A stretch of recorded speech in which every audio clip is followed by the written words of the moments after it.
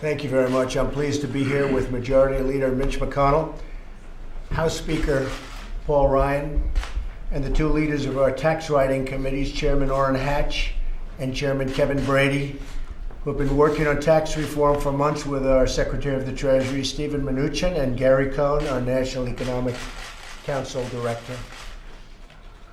Since the day I took office, we've added 1.2 million private sector jobs, and a lot more than that if you go from the time we actually got elected November 8th, including 125,000 manufacturing jobs, and we just had another very good month for manufacturing and the jobs. You probably all saw that.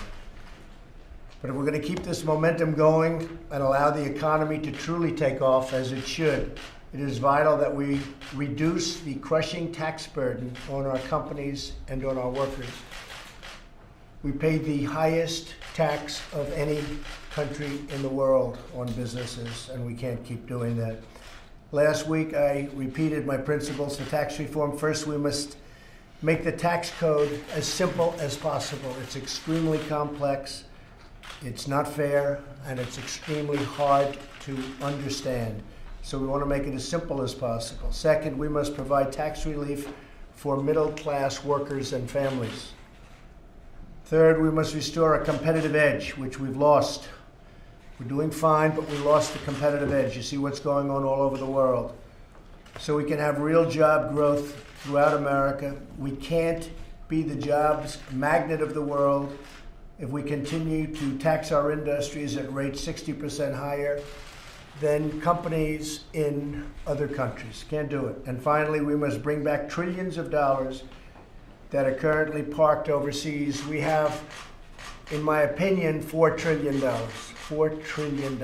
Massive amounts of money that can't come back to our country because of our tax code and because of the rates.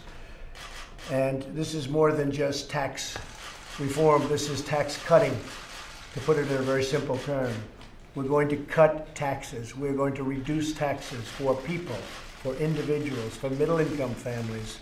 We're going to reduce taxes for companies, and those companies are going to produce jobs. Tax reform that follows these principles will create millions of new jobs and ensure that more products are stamped with the very beautiful letters and words, "Made in the USA."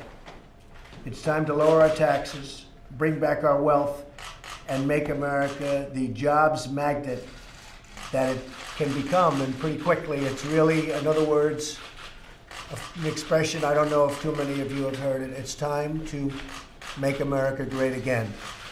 Has anybody heard that expression? I don't think so.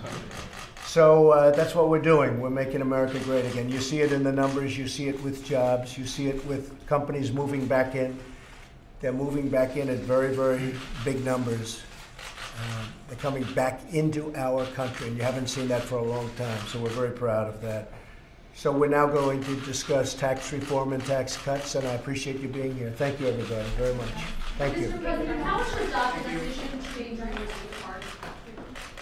Well, I have a great heart for the folks we're talking about, a great love for them. And people think in terms of children, but they're really young adults. I have a love for these people, and hopefully now Congress will be able to help them and do it properly. And I can tell you, in speaking to members of Congress, they want to be able to do something and do it right.